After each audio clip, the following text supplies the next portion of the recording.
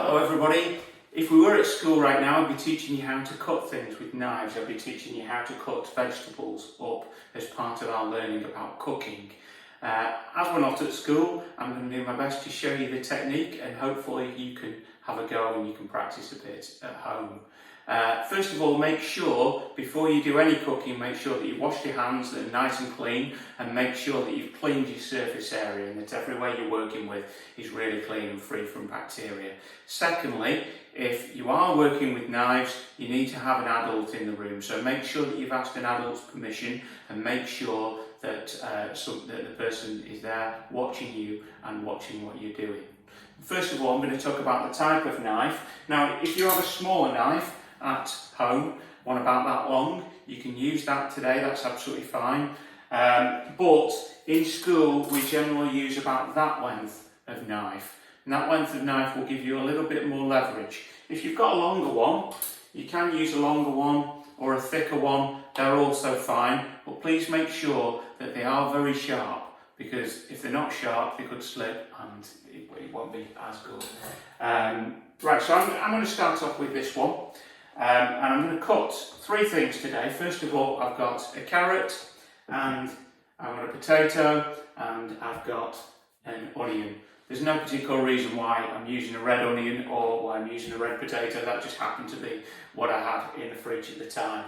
Hopefully, when I've chopped it all up, I'm going to put it in a pan, and I'm going to post below this video a recipe so that you can cook some carrot soup, hopefully. So without further ado, we're going to start off. First of all, you need a bowl, and I'm going to peel my carrots. Now, you don't have to peel carrots, but it's kind of nice to, because they are roots that have been in the ground and there might be some dirt and bacteria on them. What you do is just a peeler, and you can use the knife style one if you want, but it means doing it sideways, and I don't know, some people prefer them. I prefer these type. We have these type in school that we use. So if you hold in the hand that you don't write with your carrot, and the hand that you do write with, I'm left-handed, so I'm going to pull down, and I'm just going to cut the side off my carrot. I'm just going to peel my carrot, and I'm doing that into a bowl to catch all my bits.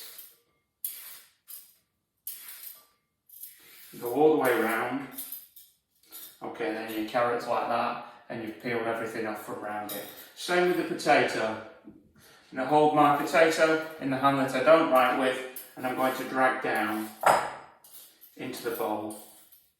And hopefully that'll let me get all the skin all the way around off my potato.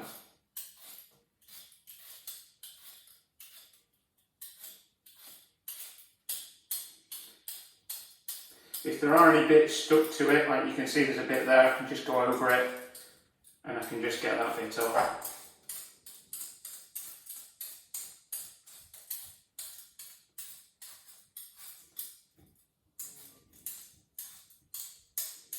At the top, and try and hold it and pull it all in one direction, but it doesn't always work, so I'm holding it with the hand I don't write with and I'm pulling it, but can you see how I'm always pulling it away from my hand? I'm never pulling it towards my hand, so there's no point, there's no way that I could cut myself with it, because I'm just not pulling towards this hand. Okay, that's my potato done and my carrot done. Now, before I go any further, I'm going to make sure that I put them in a colander and that I give them a good wash, just so that I know that there's absolutely no bacteria on them when I start cutting them up. Okay, now I've come a bit closer so you can see what I'm doing with the cutting. First thing I'm going to show you is a wet paper towel or a cloth needs to go underneath your cutting board. That's to stop your cutting board moving about. Now, if you have a really good cutting board that's got bits of rubber on it that stop it moving about, that's fine as well. But just make sure that when you are pushing about, your cutting board is completely stable. Now, the knife that you're cutting with, you're going to make sure that you're holding it in the hand that you're writing with. We say a few things about knives. First of all, make sure that you concentrate when you're holding it. Make sure that you're holding the handle correctly all the time, so a nice firm grip on your handle. Make sure that you're cutting on the board only, not off the side of the board. which sometimes I see year fives when they're cutting, they can get lost as to where they are and be so busy cutting they forget that they're actually working on a cutting board. And finally, when you're not using it, make sure you put it down, because you don't want to be walking about with your knife at all. So those 4 things again: concentrate, hold the handle correctly onto the board, and put down when you're not in use. It spells the initials CHOP. So remember those 4 things. CHOP is very, very, very important. Now, first of all, I'm going to start with my carrot, and I'm going to do, with the hand that I don't write with, I'm going to make a claw. Now, when I say claw, you want to curl your fingers in. That's because if you're chopping downwards with a knife, if your fingertips are curled inwards, you can't chop them, you can't cut them, you can't injure yourself with a knife. It's harder to injure yourself with a knife if you're doing that. So curl your fingers in, make a claw. Now, when people are actually cutting, I always say, make sure you put the point on the board and look where I'm cutting with. I'm not cutting with this part of the knife here, I'm cutting more with this part of the knife. So I put the point on the board and then I press down. Now, you might not quite be strong enough to go through it.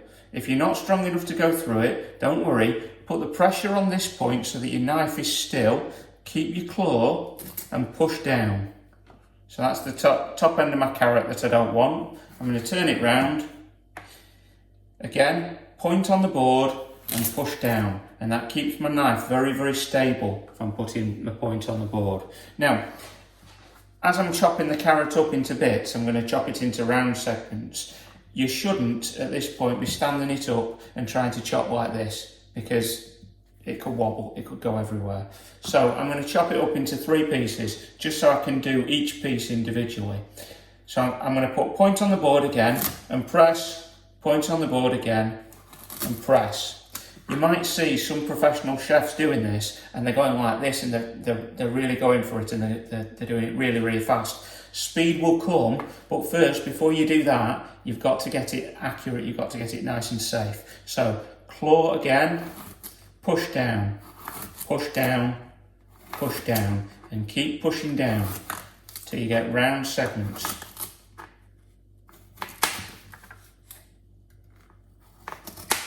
Again, try and keep your fingers tucked under. Mine keep popping out.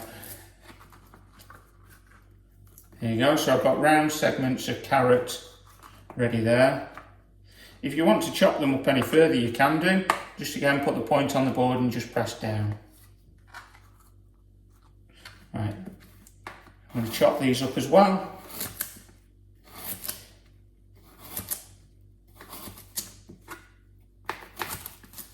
And keeping your fingers in. Don't go as fast as me, go slower. The slower you go, the more accurate you are. I'm putting that point on the board and I'm making sure that nothing slips.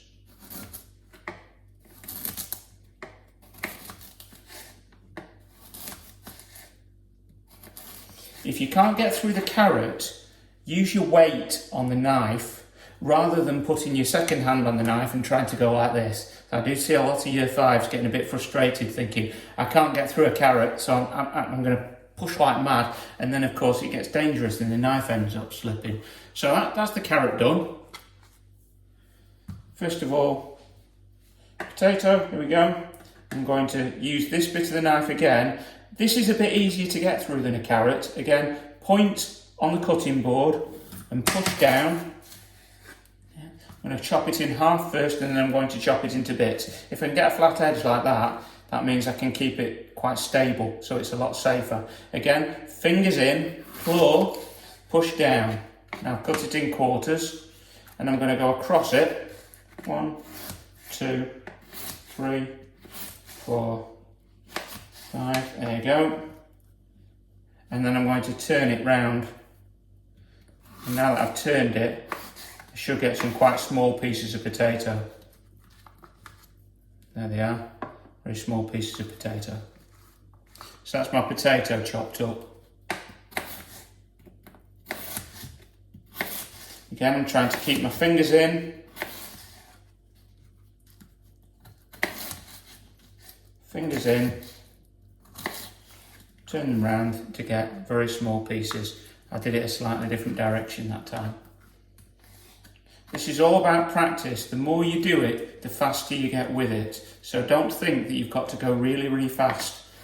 If you go fast, the chances are you're going to make a mistake, you're going to end up cutting yourself or something like that, and you don't want that. Flat point on the board, push down, push down, push down.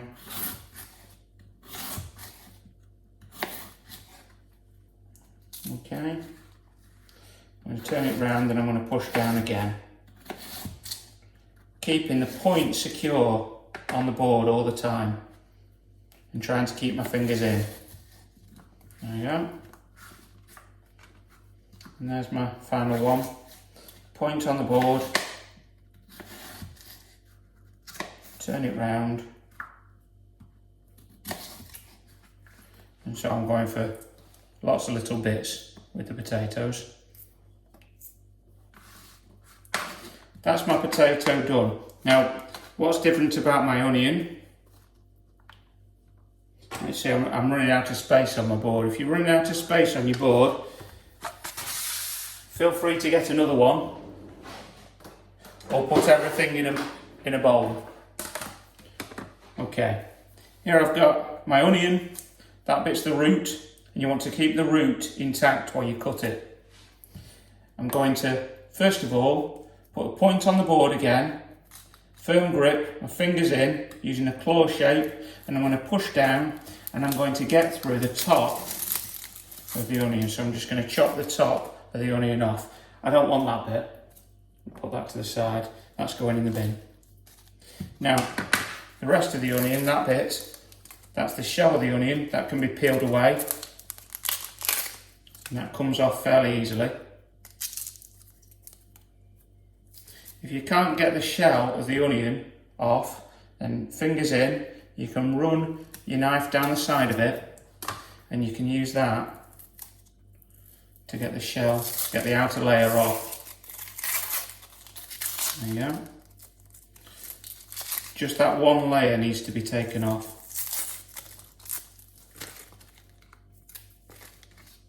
Okay, now chopping my onion, first of all, again, point on the board. Point on the board. I'm going to try to make sure it doesn't roll around. I'm going to use a claw and I'm going to try and chop it in half. And look which part of the knife I'm chopping with. This part of the knife, not this part of the knife. Then I'm going to turn it so that it's flat, and with the root away from me, I'm going to go across first actually. I'm going to put the point in so that it hits the board, and I'm going to cut across like that. So I'm keeping the root intact.